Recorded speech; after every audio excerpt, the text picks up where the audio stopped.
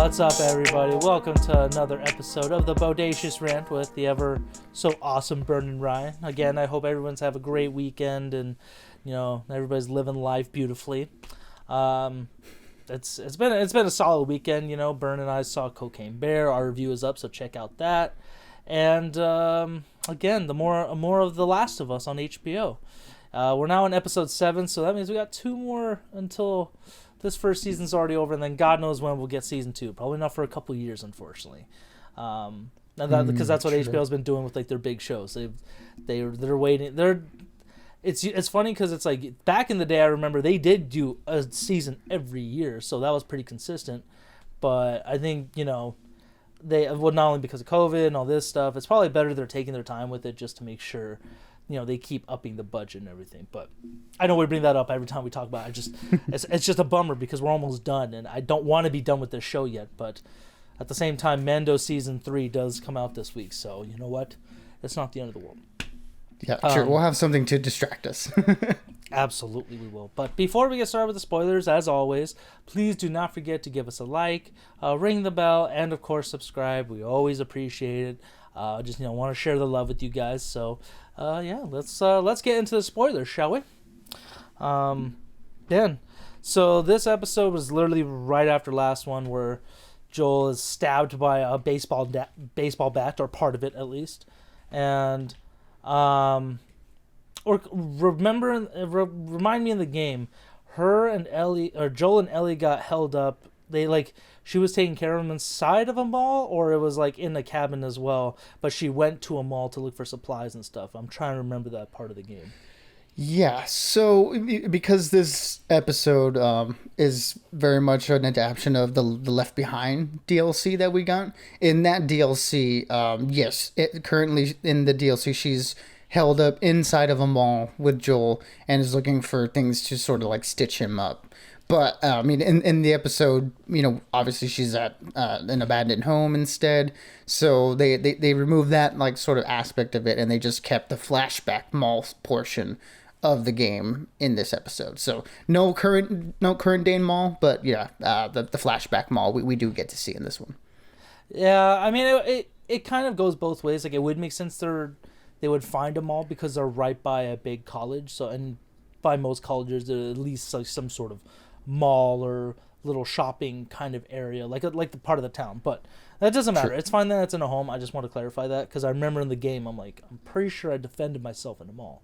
But that's for next episode. I don't want to spoil that one quite yet for those who haven't played the game or waiting to see next week.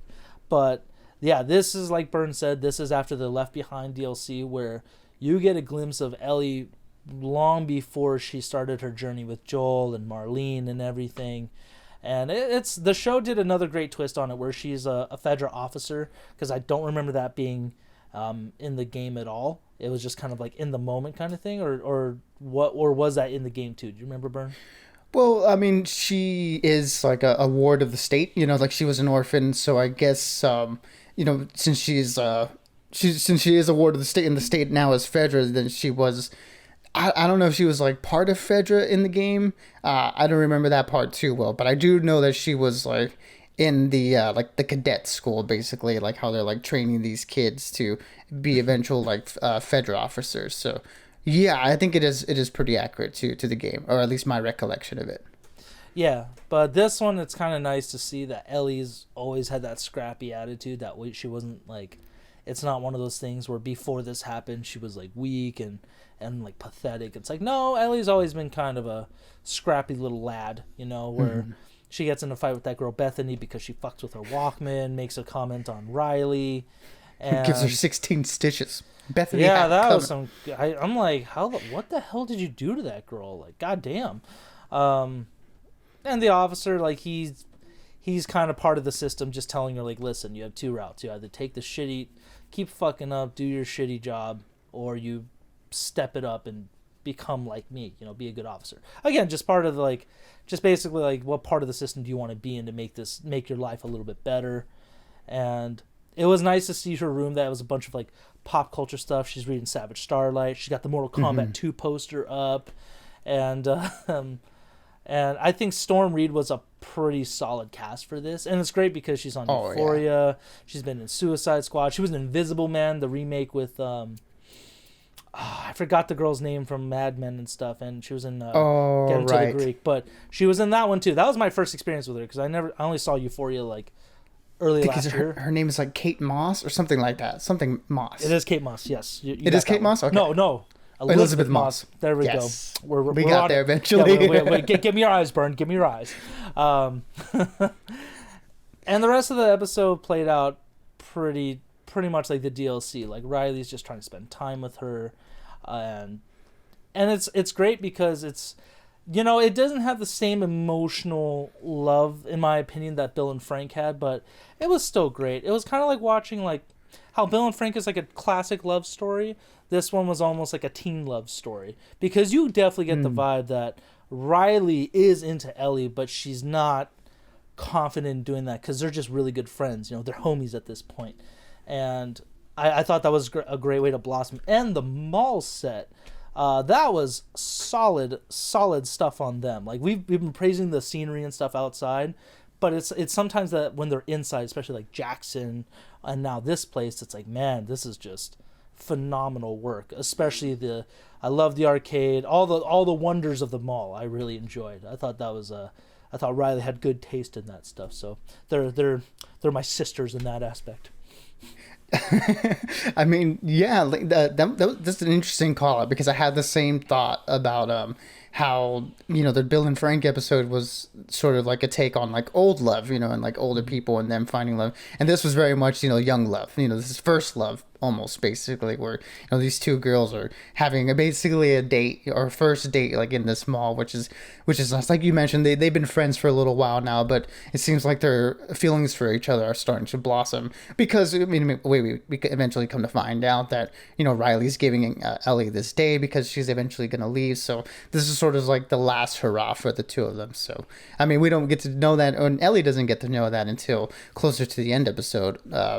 But yeah, like everything that we get to see in this mall and them having fun are like the sort of like the classic things that you think kids would do, or like in terms of a mall date. I never had a mall date. Okay, I didn't have a mall close to me, so I couldn't do a lot of these things. With, you know, when you grow up in the middle of nowhere, that's one of the shortcomings. But I did definitely done a lot of those things. You know, the picture booth, carousel, you know, the arcade, like all of it was so much fun to see these two girls experience.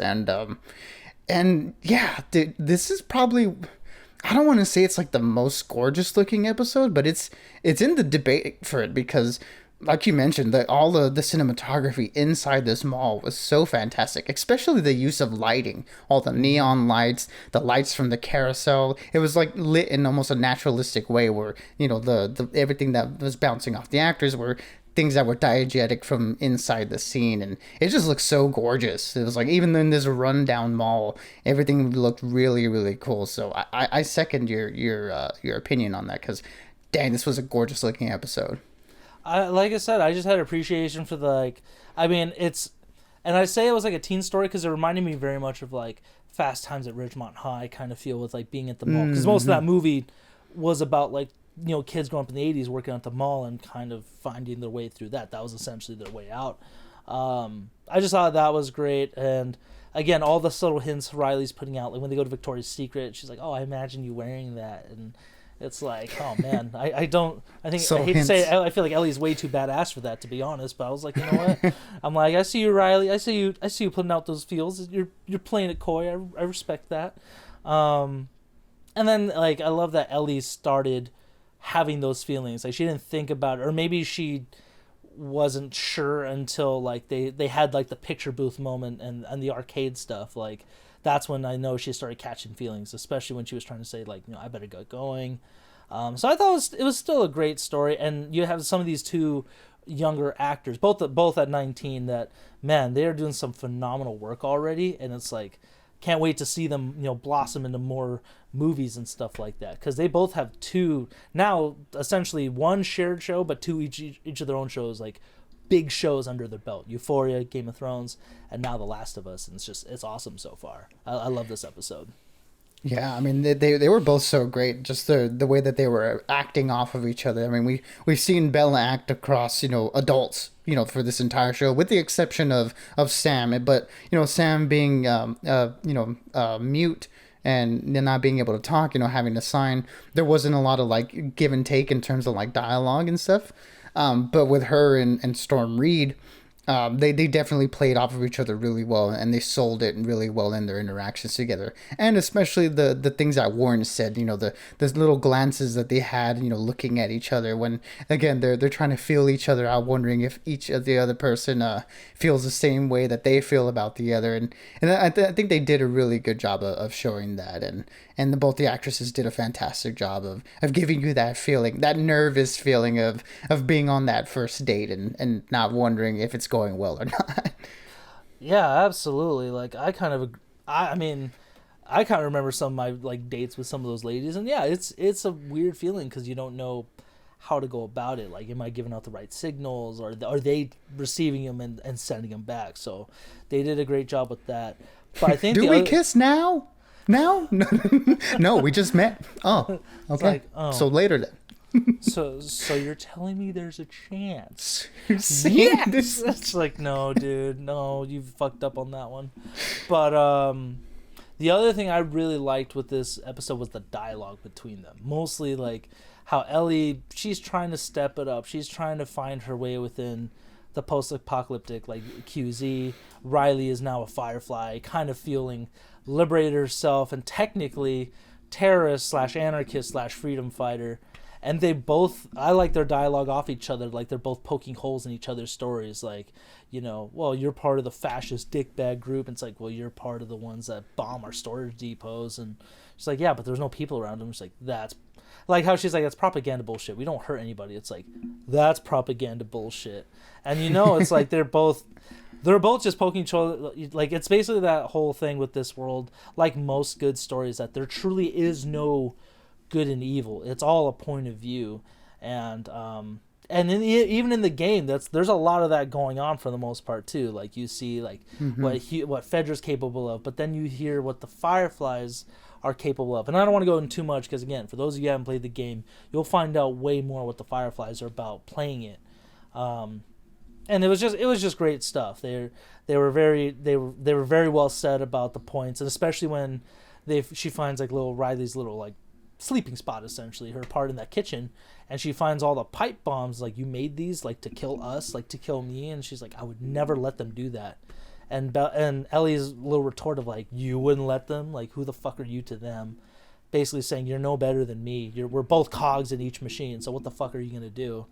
And it's like, it's they're both not wrong in that whole situation. So I love that. I just love that dialogue with them.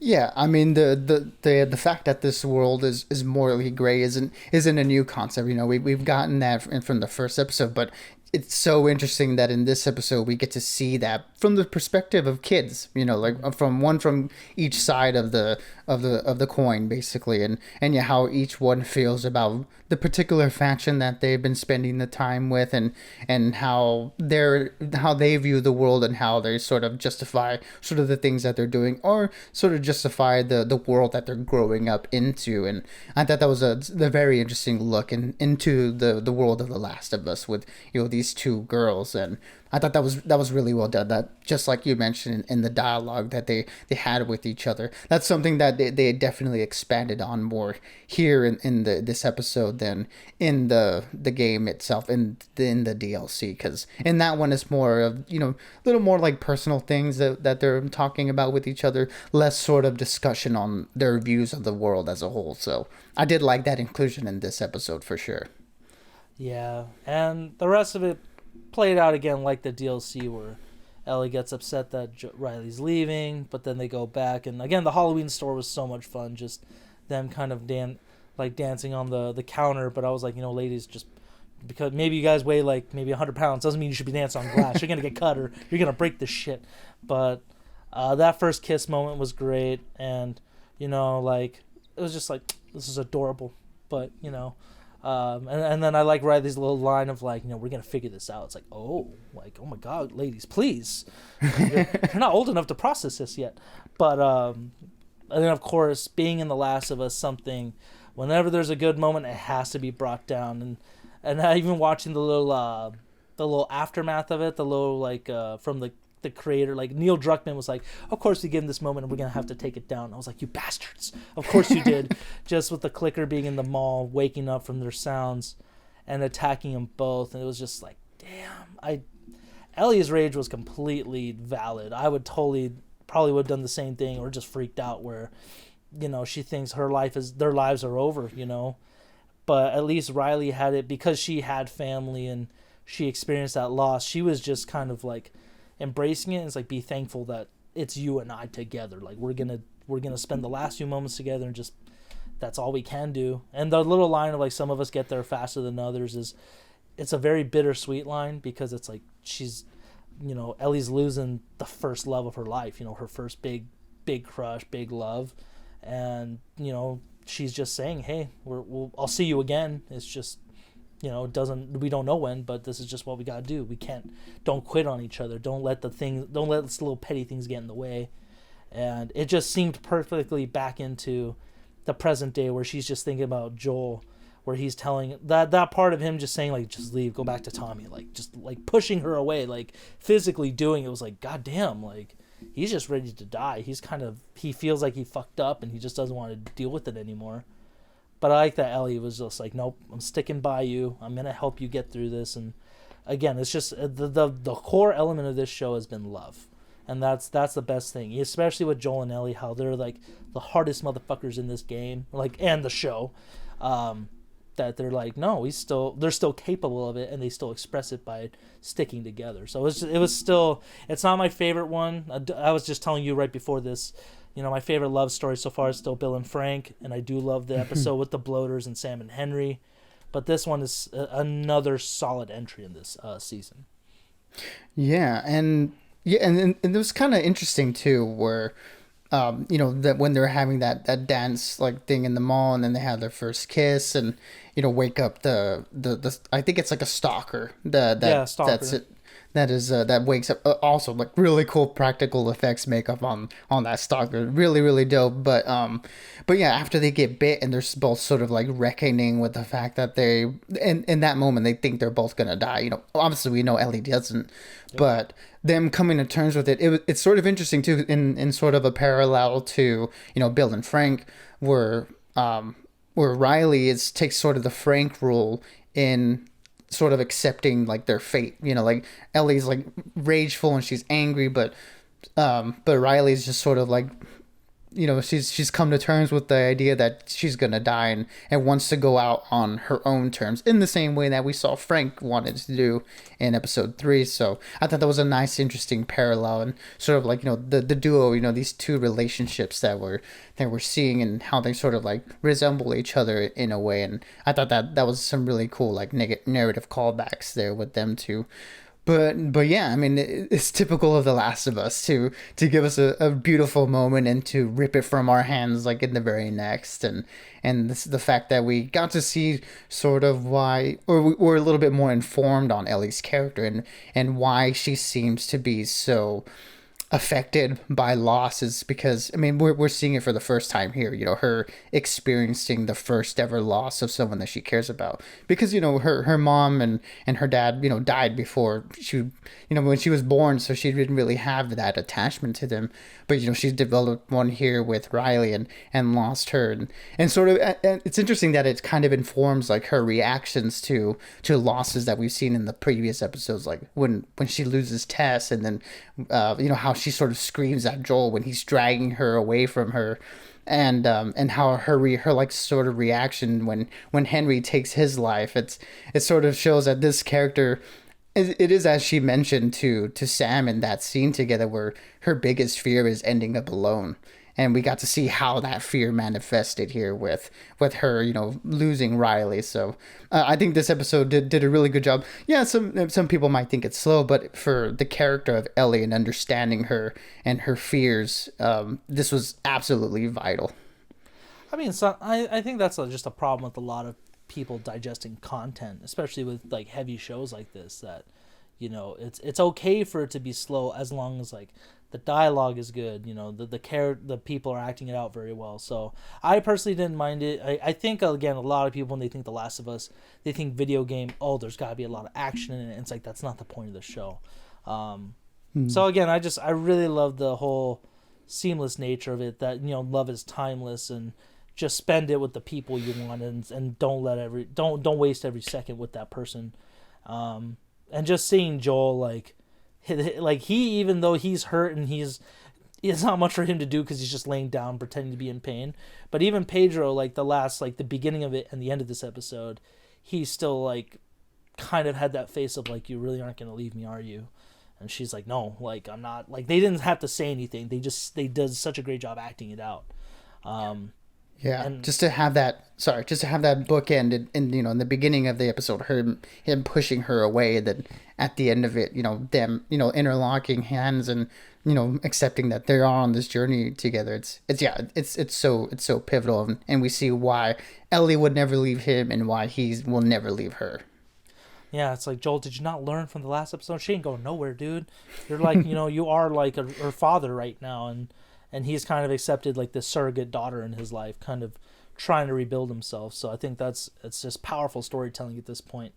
And I just can't wait for next episode. Now it's gonna be like the game, essentially, where I don't want to spoil it unless you guys saw the trailer, but I'm just gonna leave it to those who saw the little after trailer. Let's just stick with that. We'll wait another week. Anything else actually, before we finish up, the only other things I really liked in this episode too was just, you see the Dawn of the Wolf poster in the mall. And again, it was just great for them to play Mortal Kombat 2, like hearing about it and seeing it, and then seeing them playing it, like playing her game. It was just a lot of fun. So I thought those were great. Anything else though did you want to point out at all, Byrne, before we finish up? I mean, just to comment on the same thing, you know, them playing Mortal Kombat was really fun, and because in the game they change it into like something else, like totally made up for that world, because they can't use, you know, the Mortal Kombat license, but now that they're on an HBO show, they have a license to do that. So I thought that was kind of nice that they did that. And it's really fun that the Ellie's character is like such a nerd, you know, like she loves comic books, you know, she loves video games, you know, she has a bunch of like nerdy posters on the wall and stuff, you know. I thought that was like really fun to see, like, you know, who she is as a person, because she doesn't get to express it a lot with Joel because of how much of a curmudgeon he is at times. So it was nice to getting to see that with her in this one. Well, also just the age gap too, like given Joel has been around a lot longer, it's like, dude, you still weren't into games, your music tastes are vastly different. And I liked her little, like, I like that she had a Walkman. You know, it was a very Star-Lord like aspect of her, like, can I have my Walkman back? And it's like, all right, fine. But again, guys, what did y'all think of this episode? Was it a sleeper one? Like, were you slow on it, or did you love it like we did? And is it another great entry in this season? We'd love to know in the comments. Again, we got Mando Season 3 coming out. We got a lot of movies coming out the next few weeks. We got Creed 3, the movie with Adam Driver, 65, where he's going to fight dinosaurs. We got Scream 6. We got Shazam, Fury of the Gods. John Wick Chapter 4 finally is coming out. Hopefully that's good. So we got a lot of stuff coming at you guys. And yeah, until next time, as always, stay bodacious and keep on ranting for the both of us. Absolutely, everybody. Be good, be safe, and as always, we'll catch y'all on the next one.